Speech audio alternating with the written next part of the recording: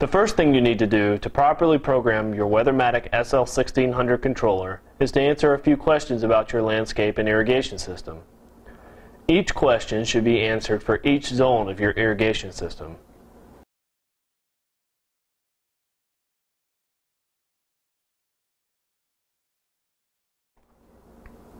What type of irrigation head is used in the zone?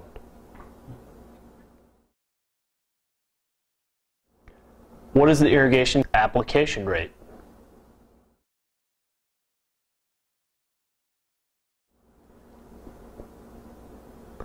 What is the soil type?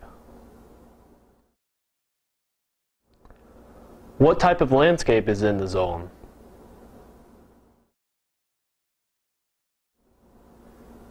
Is a zone in a sunny or shady area of your yard? Is the zone on a hill or slope? If so,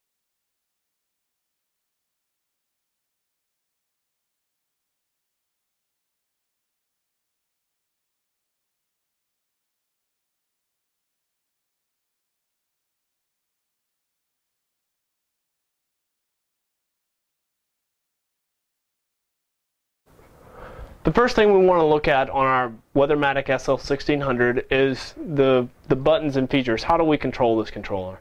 Well, the main knob is what we use to control all the settings in a circle here. So we can just turn it a full 360 degrees. All other adjustments from each one of these settings will be done with the adjustment value or the next and back buttons. The first thing we want to do is set the time and date. We can do this by making 2 clockwise clicks to the right. Now you'll notice that the 2 is blinking on the screen up here. That's because it's 2:48 p.m. here. We can adjust this by doing the adjust buttons up and down. So if you wanted to set it to 5:40 or 5 o'clock in the afternoon, you could do it this way.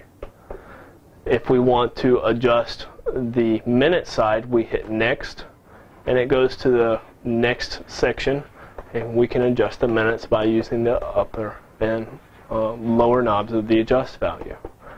We can adjust the date by pressing next again, and again adjusting the value that's flashing here. We can adjust the month up and down, and then next again to adjust the actual date, again with the adjust values, and then the year by pressing next again and with the adjust values. If we want to go back, we are able to do that by pressing the back button and back forward again, and then we're done. We've set the time and date.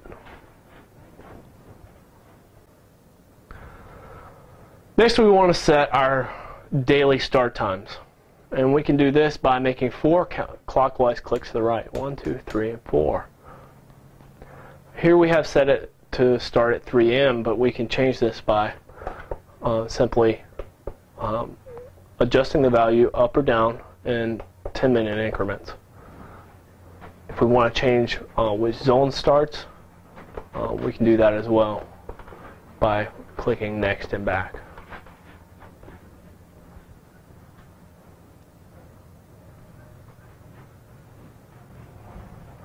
Next, we're going to set our watering days. Again, we just make 1, 2, 3, 4, 5 clockwise clicks to the right, and we can set our watering days. Now you can see that it's flashing days up here. We'll click next. And we see we have Sunday off. You can turn it on or off by adjusting the value, and then go next. Once we have Monday on, we can turn it off or on by adjusting the value. You can see that we have across the top of the screen as well a kind of legend of what's on and what's off. So here we have Sunday, Monday, Wednesday, and Saturday off. If I were to change Sunday to back off, Sunday would disappear, and now we only have Monday, Wednesday, and Saturday highlighted at the top. And you can go through all the days of the week here.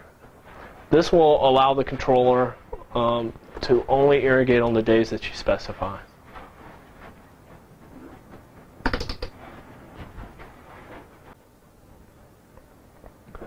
Next, we want to enter the settings for our auto adjust feature, which actually is the ET part of the controller.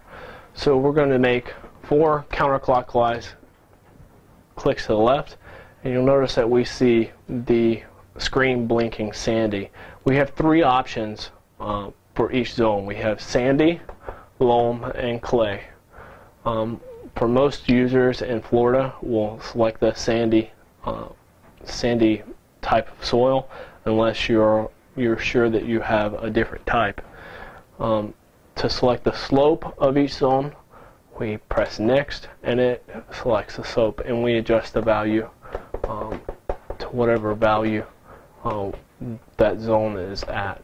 So if you have a 5% slope in that zone, then you would select 5%. Here we only have a 0% slope because it's flat.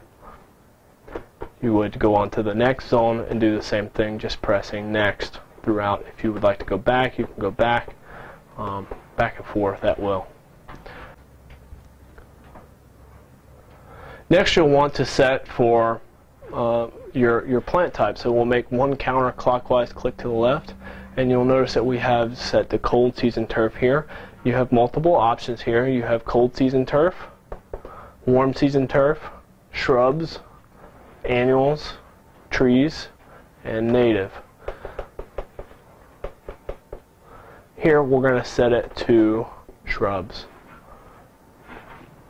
And then we make one more adjustment for the landscape, and we click it down to sprinkler type counterclockwise. And basically what that's going to give us is what we'll need to know is the application rate. So here we have 0.7 inches per hour. We can adjust that left and or up and down with the adjust values here.